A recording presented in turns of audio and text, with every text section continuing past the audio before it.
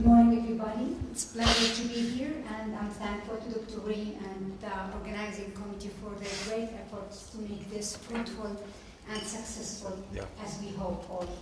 I'm going to share with you some of the post-marketing safety strategies used currently in the US FDA, focusing on the risk evaluation mitigation. Actually, there are several surveillance tools that FDA uses to protect public health, starting with data registration and listing tool, which requires domestic and foreign manufacturer to have registered annually with FDA with the list of the products they have in the market. And such database is important to FDA because they rely on as administrative for key programs like post-marketing programs and drug shortage and availability. Without having such database, such programs will not be successful. And then the drug quality reporting system, which provides a mechanism to voluntarily report marketed drug quality problems, which could be physical, chemical, or contamination. And such reports may result in recalls, corrective actions, discontinuation, or withdrawal of the product.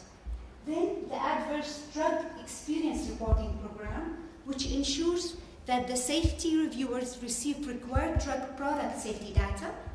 Investigators go on site and they inspect safety at the company offices, examine how safety issues are tracked. And if the firm have adequate written procedure for the surveillance, receipt, evaluation, and submission of post-marketing adverse drug experience reports to the agencies. And most recently, risk evaluation and mitigation strategy is a very important tool to protect the public health in the US, and it's based on the on the benefit risk assessment the two doctors have spoken about earlier. There are some types of post-marketing surveillance that are in the US used, including the spontaneous voluntary reporting of cases, post-marketing studies that could be voluntary or required by the agency, and the active surveillance such as drug-induced liver injury network, and the PSURs are required for originator and generic as well to be supplemented quarterly for the first 3 years, and after approval annually after these 3 years. Post-marketing adverse events reports get to the FDA either directly from the patient, consumer, and healthcare professional who voluntarily report through the MedWatch website system in the US, and this composes only 5% of the reports that get to the FDA. Patients, consumers, and healthcare professionals also voluntarily report to the manufacturer who is required to submit such data to the FDA, and this composes 95% of the reports. All these data is saved in what's called FIRST database, which is the FDA Adverse Event Reporting System. FDA has many regulations and guidelines related to this, to the post-marketing reporting, and they also adapt the ICH guidelines, even the definitions and the time frame within which the serious unexpected adverse events should be reported. Such spontaneous reporting are important, but still they could be variable. They might be duplication in such reports, and they are still underreporting, even in developed countries like the US. Spontaneous reporting, unfortunately, is still underreporting. It's sometimes difficult to determine association to drug, or the reporting be biased, or there might be inability to determine incidence. Nevertheless, important potential regulatory regulation may result from such reporting, like labeling changes, pharmacovigilance, and epidemiological activities. REMS might be required by the FDA agency, or in the worst case scenario, market withdrawal or discontinuation could result. So far, such spontaneous reporting and PSURs, in addition to the proper labeling, might be sufficient for many drugs. But for other drugs that have more risk, this is not sufficient. And there are need for additional measures to mitigate the risk and preserve the benefits. And remember, that the benefit risk assessment is approach that is adopted now widely in the US FDA, and that's why risk management plan will evolve worldwide. It's implemented in many aspects actually in the US FDA, not only in the pharmacovigilance. Even in inspection cases now, it's no longer that they have the timetable that every 2 years they will go and inspect the firms. They look and they assess the risk, benefit risk, and they look at the history of the firm even. How many complaints did we get from it? How many recalls? What's major GMP inspections that we had for that factory? So they do it now on risk assessment base and no more on just timetable. Similar here, risk management plan have become a major important tool in pharmacovigilance science in the US. And risk management does not mean only to minimize the risk, it's also very important to assess the risk. And it continues all over the life cycle of the product as well. And actually, not only FDA, other agencies, as we heard from the email, have now changed their emphasis from reactive collection of safety data to a more proactive risk management approach. And in March 2005, 3 guidance were issued from the FDA that defined the formal basis of risk management, and then they became the building blocks of the recent REMS in FDA. So what is a REM? What do we mean when we say risk evaluation mitigation strategy? It's a risk management plan that uses risk minimization strategies beyond the professional label to ensure that the benefits still outweigh the risks. And as Dr. Walker said at the beginning, if the drug has high risk with low benefit, then it might not be submitted for approval from the beginning. But if we are talking about high benefits but still high risk of the drug, then this is the case where REMS is needed. And it's usually a strategy to manage a known potential serious risk associated with a product to allow patient continued use. Because in the past, and I think rosiglitazone was a case when EMA withdrew the drug, but FDA still did not withdraw it, but enforce more restriction on the use. And there are many cases where agencies have different point of view, but at the end, it's the benefit risk assessment. You want the drug to be still in the market for the patient who needs it, if it's with high benefit, and if it's with high risk, you want certain strategies to minimize these risks and keep on availability of such products. Actually, REMS, FDA has the authority to require REMS starting in 2007 after FDA Amendment Act was enacted. And since then, it became enforceable and subject to inspection, and with a specified penalty for non-compliance. And FDA will determine the amount of compliance. They look and see what did the sponsor do to correct these violations. And these violations could be really substantial. They could reach to 250,000, and they could also double. Every 30 days, the violation continues after the FDA notice. They might reach even 10 million. 5 years later, FDASHA was enacted. FDASHA is the FDA Safety Innovation Act. And it has major changes in REMS, related to REMS. First of them was in section 1132, which mentioned clearly that measure the effectiveness of REMS and standardize and better integrate REMS into healthcare system is necessary. So, assessment and measuring how this tool could be effective in minimizing the risk is very important. And not only that, how we're going to integrate such system within the healthcare system itself is very important and will really minimize the risk and make it more successful. It also has some few changes on the REMS assessment and notification provisions. The importance of assessing both the benefit and burden of REMS program on the healthcare delivery system was also added, because after these 5 years of REMS becoming enforceable, in 2012 they noticed that some of the REMS have their burden on the drug accessibility for the patient. So it's important now to also assess this burden? Is it undue, asked for, or it is reasonable for? With a few changes in the timeline for review assessment modification was enacted then. Key points about trims. It's not required for every product in the US. In many cases, labeling and routine reporting requirements are sufficient. If the may require REMS either pre-approval or post-approval if they became aware of a new safety information and determined that REMS is necessary. Sponsor, develop the REMS, FDA review it, and also approve them. And then they later assess if they meet their goals or not. Division of Risk Management at the Division of Pharmacovigilance, which is within the Office of Surveillance and Epidemiology under CEDAR, is the office responsible, or the division responsible for revision. And currently, so far, there are no set of rules or direct guidance when FDA will ask for REMS.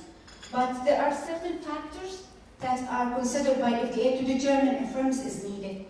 And actually, they are based on the benefit risk assessment and on the reviewer point of view, which include estimated size of patient population likely to use that drug, serious of a disease or condition that the drug is used to treat, expected benefits of the drug, expected duration of treatment, seriousness of known or potential adverse event, and whether the drug is a new chemical entity or FDA has history with some safety data of such a product. So, once FDA decide if REMS is needed, they communicate with the sponsor, they send him what are the requirements and what exactly the elements that they are looking for to be in the REMS. Then the applicant has to develop the REMS to include the goal of the REMS, the elements, the tools he's going to use to implement the system in, and then the assessment plan that he will follow. And FDA will review all of these, focusing also on the implementation and assessment plans, because if there was no successful implementation and assessment plan, REMS will not be efficient. Then, they send approval letter to document their approval of REMS to the applicant, and it will be the responsibility of the sponsor to implement the program. And then, as I mentioned, FDA will assess it periodically and see if they are meeting the goals or not. Usually, REMS submission composed of two parts: the proposed REMS, which contains the goals, the elements, and the tools, in addition to the administrative data related to the product and to the applicant. And this is the part that's usually approved and becomes the basis of enforcement. It's attached to approval letter, posted on the FDA website. The other part is the REMS supporting document, which includes more information that are not included in the first part, in addition to the assessment plan and details on the REMS implementation. This part is not posted on the FDA website, and it's not attached to the approval letter. There is a site, an FDA website, where you can find posted REMS, and you can go in and see the details of the components and the elements. Each REMS should contain a goal to see that focus on the risks that have been identified when determining REMS if needed. And then it also contains one of the goals to mitigate a serious risk if it has elements to assure safe use, which we will talk about later. So for instance, if we're talking about teratogenic drug, we will write a goal similar to this in the REMS.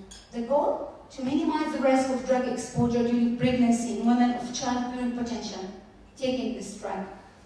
Then, because such a product is expected to have elements to assure safe use in the REMS, you will find also other goals to mitigate the risk, which could include that the sponsor should ensure that only females with childbearing potential with negative lab tests can take the drug, and those with monthly negative pregnancy lab tests will continue taking the drug, in addition to other goals. The timetable of submission for assessment is important, and it's usually should be at least for 18 months, 3 years, and 7 years. FDA might ask for more frequent assessment if they find that there is a need for that to evaluate and to make sure that the benefits still outweigh the risks. The 7 years assessment may be eliminated if they find that after the 3-year assessment that the drug have been adequately identified, the risks related to the drug have been adequately identified, assessed, and managed. For generics, REMS usually does not contain such timetable for submission assessment.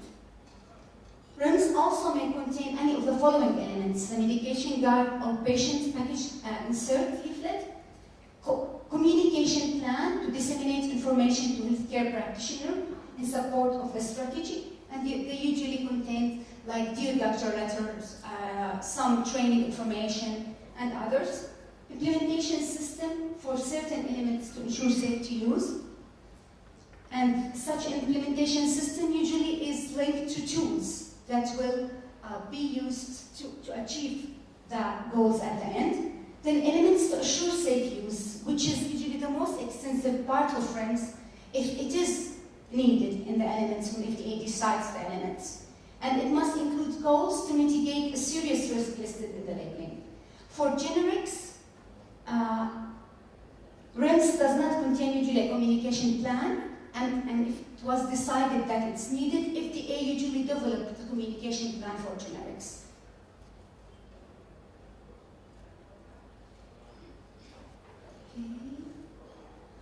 Elements, I will just focus on some of the important elements in the REMS. Elements to assure safe use are required medical intervention or other actions healthcare practitioners need to execute prior to prescription or dispensing the drug to the patient. And sometimes this action may be required in order to continue supplying the patient with the treatment. It's now emphasized in the FDA that such elements can't be unduly burdensome on patient access to the drug, especially with serious and life-threatening products. Examples: special training or certificate, special training for healthcare professionals, or certification for those who prescribe and dispense the drug, monitoring on registration for each patient taking the drug, dispensing the drug only in certain settings as in hospital, or with evidence of safety use. For instance, clozapine, which has a potential life-threatening granulocytosis, can't be prescribed or dispensed only if through a system incorporating weekly white blood cells monitoring.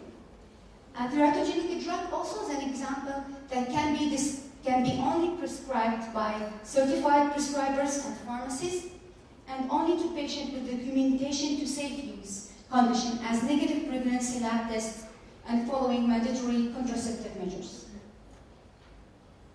Implementation system, it's related, as we mentioned, to ETASU, and in such implementation system, FDA may require applicant to take responsible steps to monitor and evaluate or to work to improve implementation of such systems to healthcare providers. For instance, as an implementation system, sponsor might need to inspect or to audit in another way, to audit pharmacies to make sure that they are only prescribing the drug to the patient fulfilling the requirements of REMS.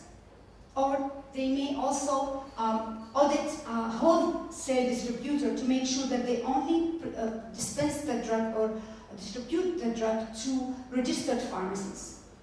FDA may require implementation system to address the distribution and dispensing of the drug to make sure it's only done through the registered pharmacy and the prescriber and the patient filling. And in such system, I will focus on later, I think a good track and trace system, which is now mandatory by FDA to be implemented within a grace period, will help the agency and the sponsor to make sure to trust the product and then make sure that it's reaching the proper people and the proper pharmacies and hospitals. Tools, as I mentioned, they are used to implement the system. And they could include communication to healthcare providers, training, enrollment, and certification of healthcare providers, initiation of therapy and patient counseling, including using enrollment forms, and ongoing patient care, where patients are monitored, and verification of safe use conditions a system to ensure that certain laboratory test results outcomes are obtained before a drug might be dispensed. Adverse event reporting, distribution controls. The assessment plan is a very important part of the REMS, and its objective is to gather sufficient information to determine whether REMS is meeting its goal. And this plan might, the result of such assessment might either result in the need for modification and changing in the REMS to keep benefits and risk, benefits outweighing the risk, or it might even eliminate REMS if REMS have met its goals. There are a few information examples here I listed that you can consider in assessment of assessing your plan. It's either a survey to evaluate the patient and healthcare practitioner knowledge of the serious risk or the measures that need to be taken to mitigate the risk, enrollment certification statistics that are kept at the company, information about the use pattern of the drug, number or rate of the adverse event that REMS is attempting to either mitigate or detect, in addition to other examples. So far as we can see, REMS can promote safe and appropriate use of the drug.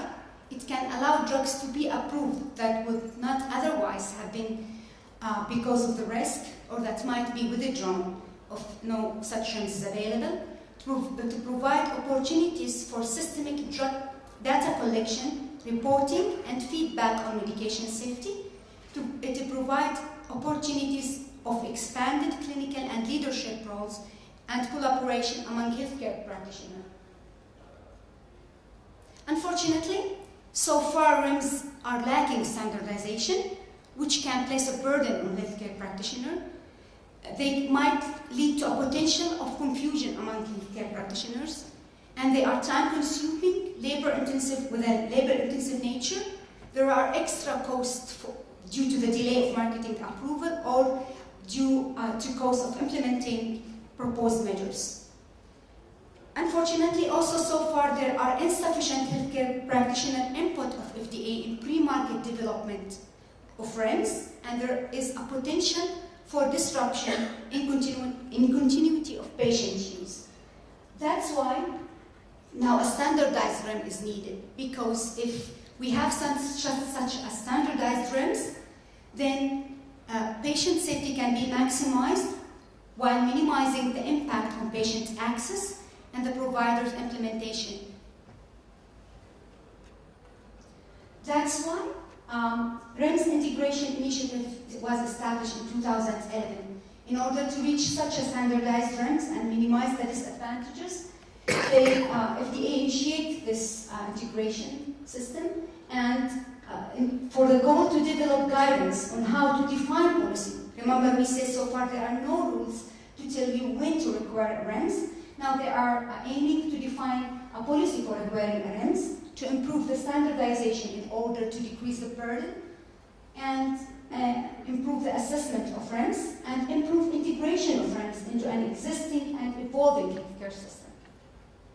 And it's very important that this initiative have an stakeholder outreach. As they mentioned, if you're reaching the pharmacy, the patient, and these public meetings that FDA is holding, you can take input from them to see how they understand the existing REMS programs and how we can work together to improve them. This initiative has 3 work groups, one working on the policy, the other working on design and standardization, and the third one working in evaluation of REMS. And by the end of this year, FDA is promising to issue a draft guidance on applying the criteria for requiring a risk evaluation mitigation strategy, and also a guidance on methodology for assessing REMS. Another important point that was raised during last day and today's sessions, that communication the risk is important. And FDA is following such a strategy, because they believe that this will help people make informed decisions about such products. And FDA do that through postings on FDA websites, on the MedWatch, and the Drug Safety Communication website. They either communicate the information directly with the product user, prescribers, and patient, to the public, or they do that through giving guidance to the industry to help them communicate such risk with of their products.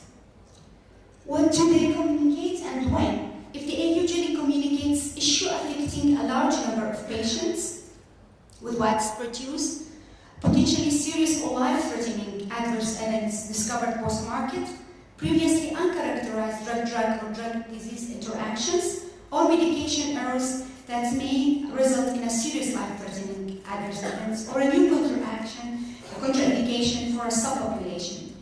And they do communicate with an important emerging drug safety issues identified that could potentially alter the risk-benefit analysis of a drug, or may affect healthcare practitioner decision to prescribe and monitor the product, or even the patient decision to use, because at the end it's his choice, and it may have measures that can be taken to prevent or reduce the harms.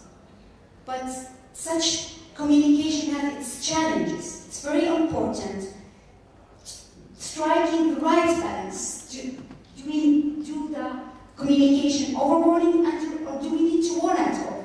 Because if this was not done properly, simply you can end up with a patient stop taking a life-saving product because of such data, such communication. So this should be done with real careful. And it's not easy to simplify sometimes the data you have, the complicated data that you have, and to determine when to do that. And as I mentioned earlier, the coming track and trace system could help in directly and indirectly, in my opinion, the post-marketing and the public health safety. And in last November, President Obama has signed what's called the Drug Supply Chain Security Act, which is a part of Drug Quality and Security Act. And this, according to this law, within 10 years, the implementation is coming stepwise, but within 10 years, they are asking for an electronic track and trace systems, where the product, suppose I'm the manufacturer, and my product will be tracked from the manufacturer till it reaches the wholesalers, and then the hospitals, the pharmacies, and then when it's prescribed to the patients. And using such system, recalls can be done in seconds. You can take a prompt response if you have suspected or counterfeit drug, and this system has been implemented in Turkey successfully, and the counterfeit percentage have decreased dramatically. Now less than 1% is there. And then this can allow for the exchange of information at each transition done on the product. As I mentioned, if you want to make sure as an agency or as a sponsor that the drug was only prescribed by the registered pharmacies or by the certified prescriber, you can do that because you have in such system the database for all these companies, for all the wholesalers, for all the pharmacies and the healthcare practitioners, so they are there. I believe, and I wish like Dr. Walker, who dreamed years ago of the benefit risk assessment and now it's coming to reality, that this electronic future that we are dreaming of, and it's practical, can be done, that within such a track and trace database where you have all these database there for the manufacturers and dispensers, and with the patient electronic data, which now we have several initiatives all over the world toward this attitude. If they both are linked together, then you have all the data there. You can decide when this patient took the medicine, who prescribed it, what was the prescription, what were his lab tests at that time, and then all can be integrated together. So we're looking for such integrated system, hopefully within the near future.